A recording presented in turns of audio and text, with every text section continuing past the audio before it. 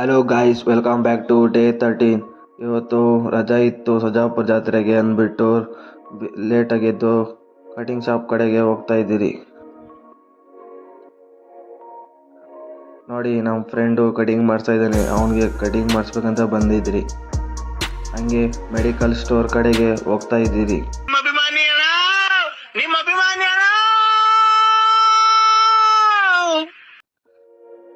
ಅವನೇನು ತಗೊಂಡಿದ್ದಾನಂತ ಗೊತ್ತಿದ್ರೆ comment section ಅಲ್ಲಿ ಕಮೆಂಟ್ ಹಾಕಿ. ಮೆಡಿಕಲ್ ಸ್ಟೋರ್ ಎಜುಕೇಶನ್ ಎಷ್ಟು ಮಾಡಿರೋದು?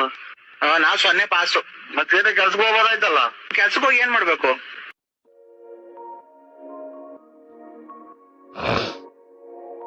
ತಗೊಂಡು ಮನೆ ಕಡೆ ವಾಪಸ್ ಹೋಗ್ತಾ ಇದ್ರಿ.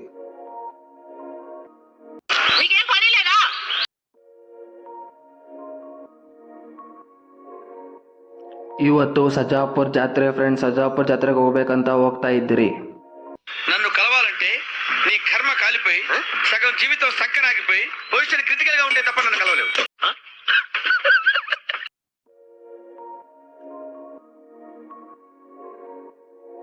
షేడ్స్ ఉన్నారా నీలా? అబ్బో కమలాసన్,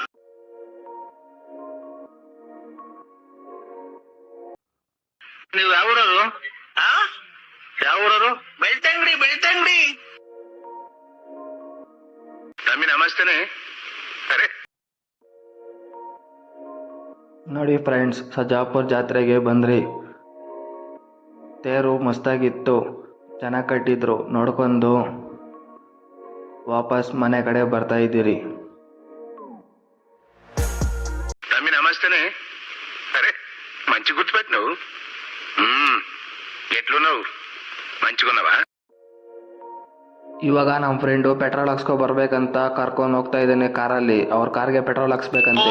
ಬಾರೋ ಅಪರೂಪದ ಬಳ್ಳಂದಿ ಬಾಬಾ ಬಂದೇನೋ.